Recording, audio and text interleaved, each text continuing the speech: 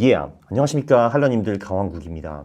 자산 배분의 진화. 연봉리 25% 이상을 벌면서 MDD를 15% 미만으로 가져간다고? 그게 말이 됩니까? 라고 하실 건데, 네, 진화가 있습니다. 네, 오늘 저희는 진화합니다. 제가 지금까지 밀고 있던 포트폴리오가 이 한국형 올레더라는 친구 아니겠습니까? 그쵸? 한국형 올레더가 좋은 거는 뭐냐? MDD가 꽤 낮다라는 건데, 나쁜 거는 주식 비중이 아무래도 좀 낮기 때문에 수익률도 좀 낮은 편이었습니다. 그러니까 이런 식으로 투자를 하잖아요. 그럼 우리가 기대할 수 있는 수익률이 한 보통 뭐 연봉리 뭐 15에서 20% 정도였어요. 왜냐면 주식 비중이 35%밖에 안 되잖아요. 그쵸? 채권이 50%이고, 그리고 이제 금이 15%, 이런 전략들인데, 네, 여기 킨덱스가 아니라 에이스입니다, 여러분. 에이스고요. 이름 바꿨어. 에이스고요. 자, 그런데 이게 어쩔 수가 없다라고 생각을 할 수가 있죠. 주식 비중이 낮으니까 MDD도 줄어들었지만 수익률도 줄었다. 이런 겁니다. 자, 그러면은 주식 비중을 높이면 어떻게 되는가 이런 게 궁금하겠죠. 요즘 김성희 작가님은 50, 30, 20을 밀고 계십니다. 그러니까 주식이 50%, 채권이 30%, 실물이 20% 이런 식으로 투자를 하라는 거를 많이 이제 요즘 말씀을 하시는데요. 그럼 이렇게 되겠죠. 한국, 미국 소형 성장주 25%, 그리고 한국과 미국 장기채에 각각 15%, 그리고 금의 20% 이렇게 투자를 하게 되는 거겠죠. 자, 그러면은 이렇게 하면 당연히 수익률이 좀 올라가겠죠. 그쵸? 주식 비중이 늘었으니까. 그리고 채권과 금 비중이 줄었잖아요. 그래서 그런 식으로 해서 백테스트를 돌려보면은 이런 식으로 나옵니다. 연봉리 수익은 30% 좋기는 한데 MDD가 23% 나왔어요. 그리고 여기 보시면은 23% 깨진 적이 한 번 있었고 코로나 때, 그리고 19% 떨어진 적도 있었고 17% 떨어진 적도 있었습니다. 이게 별거 아닌 것 같지만 일반인들은 MDD 20% 이상을 거의 못 버티거든요. 그리고 이런 식으로 15% 이상 하락한 게 3번 나왔다 하면은 요 전략은 대부분 일반인들이 버티지 못합니다. 연수익률 보면 되게 좋죠. 그러니까 매년 수익이 났고 2022년만 좀 손실이 있었다. 이거를 볼 수 있는데요. 그래서 좋은 전략인 것 같기는 한데, 근데 이 정도만 해도 대부분 사람들은 버티지 못한다라는 것이 문제입니다. 자, 그래서 우리가 여기서 묘수, 그 진화가 여기서 생기죠. 자, 여기는 묘수는 뭐냐? 각 자산군의 이동평균선을 걸다라는 겁니다. 요거를 한번 같이 보실게요. 요 차트를 보면은 이게 그 TLT, 그러니까 미국 장기채에 투자하는 ETF입니다. 이거를 볼 수가 있죠. 그죠? 자, 그런데 아시다시피 이놈이 장기적으로 보면요. 여기 2020년 상반기부터 지금까지 거의 반토막이 났습니다. 작살이 났거든요, 이 친구가. 자, 그러면 우리는 자산 배분을 할 때, 미국 채권에 투자를 할 때 이 장기채를 들고 가면서 손실을 봐야 되는 거잖아요. 개짜증납니다. 개짜증나요. 그래서 우리는 그렇게 하는 것보다는 어떻게 하는 것인가? 얘를 완전히 포기하지는 않되 얘가 이동평균선 위일 때만 들고 간다라는 겁니다. 우리가 조금 전에 532 자산 배분에서 30%가 채권이니까 15%는 이런 미국 장기채에 투자를 해야 된다라는 거잖아요. 근데 그 15%를 계속 투자하는 상태로 냅두는 것이 아니라 얘가 이동평균선 위일 때만 그 15%를 이 미국 장기채에 투자를 하고, 그렇지 않을 경우에는 그냥 현금을 보유하고 있다. 이런 전략이죠. 그래서 여기 보시면은 여기 2020년부터 우리가 요 전까지는 투자를 했겠죠. 이게 이동평균선 위에 있으니까요. 그쵸? 근데 여기 2026이 언제야? 8월부터 예컨대 한 21년 6월까지는 투자를 안 하겠죠. 그죠? 요때는 이동평균선 미치니까. 참고로 이게 지금 121선입니다. 121선. 자, 그러면은 요 구간에 우리가 이렇게 하락하는 구간을 다 피해갈 수가 있었잖아요. 그쵸? 그럼 요때 조금 같이 투자를 하다가 또 이때부터 2022년 1월부터 요때까지 22년 내내 1년 동안 우리가 미국 장기채를 피하고 투자를 안 했겠네요. 우리가 투자를 안 하는 요 구간에 이 친구가 가격이 146에서 어디야 이거 106까지 떨어집니다. 그러니까 얘는 지금 30% 작살났는데 우리는 그걸 피해갈 수 있었다라는 거죠. 23년은 좀 다르죠. 23년은 이제 보면은 이제 얘가 이동평균선 위일 때도 있고 아래일 때도 있어가지고 요때는 살짝 좀 투자를 하다가 이제 손실을 조금 받겠죠. 네, 그리고 다시 이때부터, 그러니까 한 5월부터 지금까지는 또 투자를 안 하게 되었네요. 그쵸? 자, 그러니까 자산 배분을 할 때 우리가 미국 장기채를 계속 보유를 했다라고 하면은 계속 쳐맞으면서 손실을 봤을 텐데, 이동평균선 미칠 때 우리가 투자를 안 했다라고 하면은 이때는 손실을 피해갈 수 있었기 때문에 우리는 아무래도 훨씬 덜 잃었을 겁니다. 이게 우리의 묘수예요. 자, 그럼 이거를 우리가 자동 매매도 할 수도 있고 백테스트로 할 수 있는데 퀀터스에서 보여드리겠습니다. 네, 저는 2대 주주로서 홍보의 기회를 절대 놓치지 않습니다.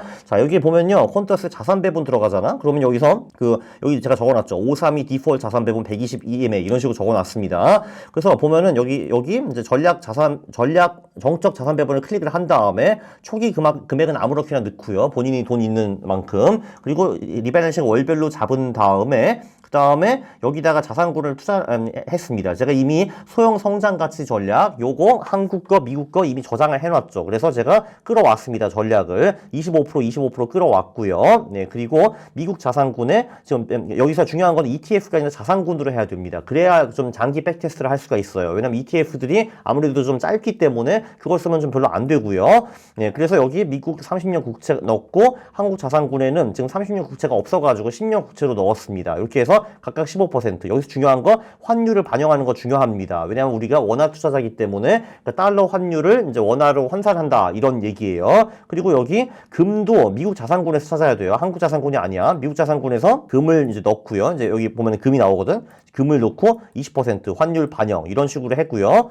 이렇게 하고 이제 이게 없으면은, 그러니까 이거를 그냥 백테스트를 돌리면은, 한마디로 마켓 타이밍이 없다라는 거죠. 없으면은 어떤 결과가 나오는가? 조금 전에 보여드렸던 이제 이 결과가 나옵니다. 연봉이 30%, 네, 그리고 MDD 23%짜리. 우리가 쓰면은 별로 안 좋은 전략이 나오는데요. 우리가 조금 전에 한 거, 그러니까 이동평균선 밑에 있을 때는 우리가 얘를 투자를 안 한다라는 식으로 하려면은 여기서 퀀터스에서 우리가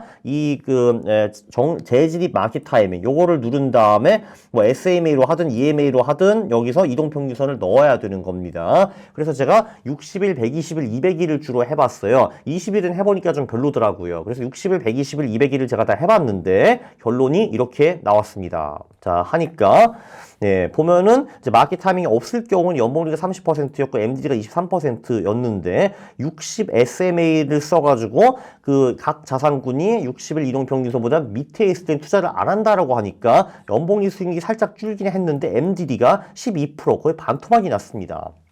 와우, 예!